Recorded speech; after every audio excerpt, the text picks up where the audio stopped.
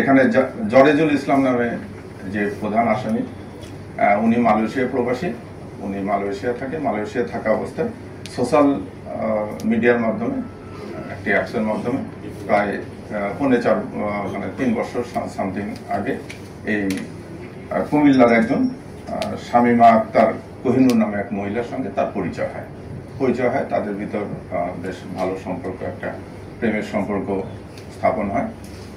এই জরেজুল ইসলাম গত আনুমানিক 1 মাস 10-11 দিন হলো দেশে আসে এবং এই শামীমা আক্তারই তাকে এয়ারপোর্টে রিসিভ করার পর যথারীতি জরেজুল তার বাড়ির রংপুরে চলে যায়, শামীমা কুমিল্লায় চলে যায়।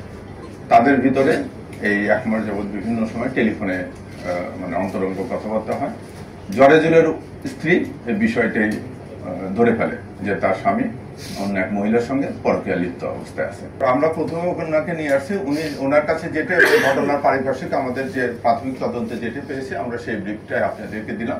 তবে ওনার মানসিক অবস্থা দেখে মনে হচ্ছে যে উনি ওখান থেকে এখন এই যে লাশটা তার জন্য বার্ডেন হয়ে গেছে। একটা লাশ নিয়ে তারা রাত্রে 9টার দিকে মারা গেছে, 9টা সাড়ে 9টার দিকে মারা গেছে। পরের দিন দুপুর পর্যন্ত এই লাশটা ঘরে পরের দিন সকাল পর্যন্ত সমস্ত রাত লাশটা তাদের ঘরে ছিল, ওনাদের ডেকে রেখেছিল। তারা আসলে কিংকর্তব্য বিমূঢ় হয়ে গেছে। তারা কিভাবে লাশটা ডিসপোজ অফ করবে এটার ওই পাচ্ছিল না। তারা এক পর্যায়ে বলেছিল যে ওই আপনার জরেজুল বলেছিল যে আমরা বাসালাকে বলি, যেরকম একটা ইনসিডেন্ট ঘটে গেছে।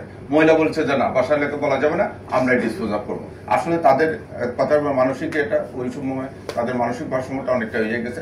তারা এখান থেকে বাঁচার জন্য যে কোনো পন্থায় মনে করছে যে লাশটা ডিসপোজ অফ করা দরকার। সেই জন্য কিন্তু লাশটা নিয়ে আসছে, টুকরা করছে, ডামের নিচে রাখছে পলিথিন করে, তারপর চাল দিছে এটা বিসর্জন করার জন্য, যে বাইরে যাতে কেউ ধরা না পড়ে।